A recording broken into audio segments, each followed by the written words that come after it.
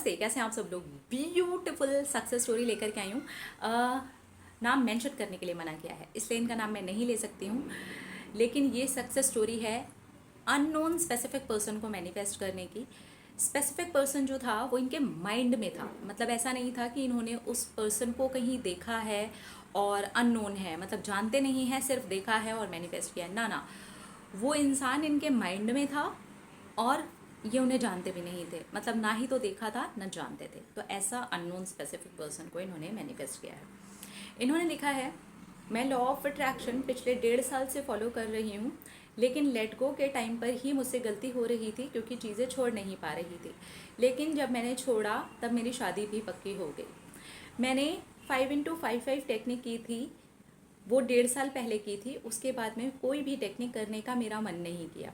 एक unknown specific person को मैं मैरिज के लिए मैनिफेस्ट करना चाहती थी। सारी क्वालिटीज़ मेरे माइंड में थी, वही सारी क्वालिटीज़ के अकॉर्डिंग मैं अपने आप को भी प्रिपेयर कर चुकी थी और अब भी प्रिपेयर कर रही थी, लेकिन मैं मैनिफेस्ट नहीं कर पा रही थी। 5x55 टेक्निक करने के बाद में मैंने सिर्फ और सिर्फ एक ही टेक्निक की है पूरे 4 महीने तक, विजुअलाइजेशन। मैं रोज़ रात को सोने के पहले विजुअलाइज़ करती कि इस तरह से मेरी शादी हो रही है, वो इंसान इस तरीके के हैं, उनकी क्वालिटीज़ ये हैं, उनके बात करने का तरीका ये है, उनकी फैमिली इस तरीके की है और वो किस तरह से मुझसे प्यार से बात करते हैं, मैं उनसे किस तरह से प्यार से बात करती हूँ, मैं कैसे वहाँ पर बैठी हुई हूँ, कैसे वो वहाँ पर बैठे हुए हैं, कैसे हमारी शादी हो रही है, कैसे शादी के बाद में हम बैठे हुए हैं। मैं जितना ज़्यादा आगे जा सकती थी वैसा वैसा विजुअलाइज़ करते रहती थी। मैं रोज़ रात को सोने के पहले तब तक विजुअलाइज़ करती जब तक वो बात मेरे माइंड में से निकल नहीं जाती। कई कई बार तो ऐसा हुआ है कि मैं सो गई और मुझे पता ही नहीं चला मैंने कहाँ तक विजुअलाइज़ किया, लेकिन मैं फिर भी करती रहती। जब मुझे ये करते करते करीब 4 महीने हो गए, शायद उससे भी थोड़ा ज़्यादा हो गया, मुझे एग्जैक्ट टाइम नहीं पता, लेकिन 4 महीने तक तो मुझे याद है कि मैंने किया। उसके बाद में धीरे धीरे मैंने इसको छोड़ना शुरू किया, कभी करती और कभी नहीं करती। ये करते करते धीरे धीरे मेरा लेट गो हो गया, मैंने उसे पूरी तरीके से छोड़ दिया और यूनिवर्स के ऊपर विश्वास किया। एक दिन ऐसे ही मैं अपने छत के ऊपर खड़ी थी और मैंने आसमान में देख करके बोला कि मुझे पता है जो मुझे चाहिए वो आप मुझे भेज रहे हैं। आज के बाद में मैं ना तो आपके सामने उस बारे में कुछ कहूँगी, ना आपसे मांगूंगी, ना ही मुझे कुछ बोलना है आपसे। अब आपका काम है वो आप मुझे दोगे। और बस ये कह करके मैं सीढ़ी से जब उतरी हूँ तो ये सोचते हुए उतरी हूँ कि उस चीज़ को मैं छत पर छोड़ करके जा रही हूँ, अब अपने माइंड में नहीं चलाऊँगी। मुश्किल हो रहा था क्योंकि चीज़ें माइंड में चल रही थी, मैंने इतने टाइम तक विजुअलाइज़ किया था, सब कुछ किया था, फिर भी चलता था।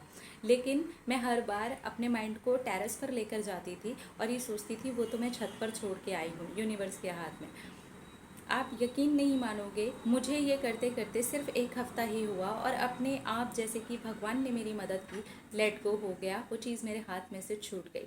और उसके बाद में जैसे कि यूनिवर्स ने वो फैमिली मेरे सामने से भेज दी।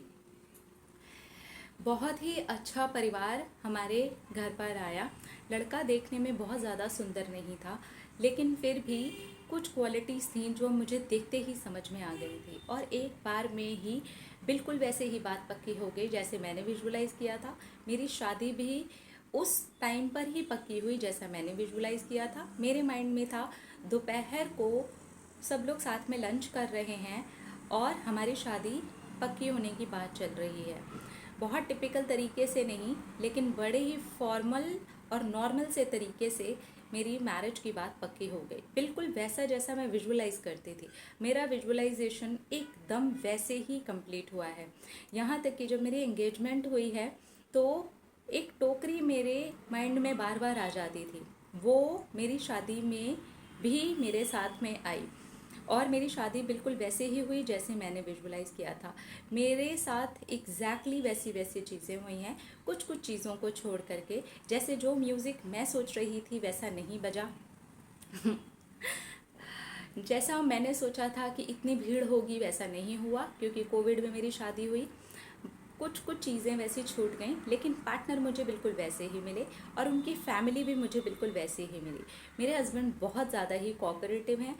मैंने अपनी चाहत की मैरिज को मैनिफेस्ट कर लिया है, और जैसे अननोन स्पेसिफिक पर्सन को मैं अपनी ज़िंदगी में अपने हस्बैंड के रूप में चाहती थी, बिल्कुल वैसे ही हस्बैंड मुझे मिले हैं।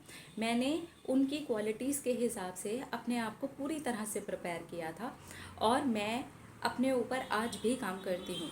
मेरी शादी को अभी पूरे 2.5 महीने हो गए हैं।